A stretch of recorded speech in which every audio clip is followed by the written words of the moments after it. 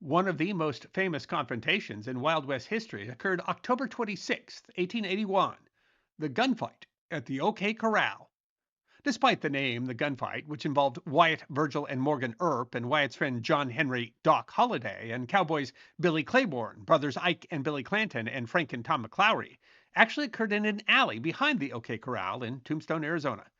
The confrontation followed several tense exchanges between Ike Clanton, the Earps, and Doc Holliday, and occurred after Cochise County Sheriff Johnny Behan tried unsuccessfully to disarm both parties.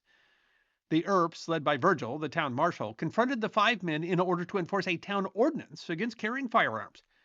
In the famous gunfight, Virgil was wounded in the calf, and Morgan shot through the shoulder. Frank and Tom McClowry and Billy Clanton were all killed.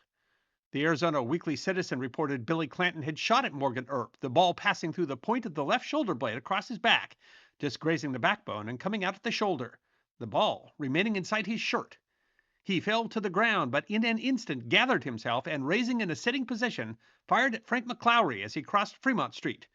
At the same instant, Doc Holliday shot at him, both balls taking effect, either of which would have proved fatal. The paper wrote the firing altogether didn't occupy more than 25 seconds, during which time fully 30 shots were fired. The Tombstone Nugget wrote, "The 26th of October, 1881, will always be marked as one of the crimson days in the annal of Tombstone, a day when blood flowed as water and human life was held as a shuttlecock." The famous fight has been portrayed on film many times, but actually the exact course of events remains controversial. The town was deeply divided, and Ike Clanton filed murder charges against the Earps and Holliday. There was no formal trial, rather there was a preliminary hearing by Justice of the Peace Wells Spicer. The hearing took weeks and included the testimony of 30 witnesses. Some witnesses argued that the Earps had been spoiling for a fight, others that it was Ike Clanton.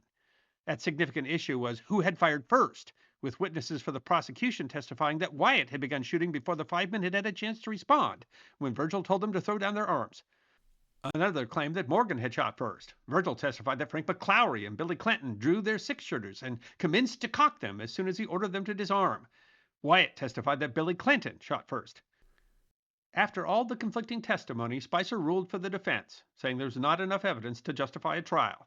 He wrote, "I cannot resist the conclusion that the defendants were fully justified in committing these homicides." Public opinion was as divided as the town. Professor Douglas O. Linder of the University of Missouri at Kansas City opined. After listening to weeks of testimony, Judge Spicer gave his answer, but whether his answer was the right one remained a subject of considerable debate long after the silver mines that gave birth to Tombstone, Arizona, had vanished.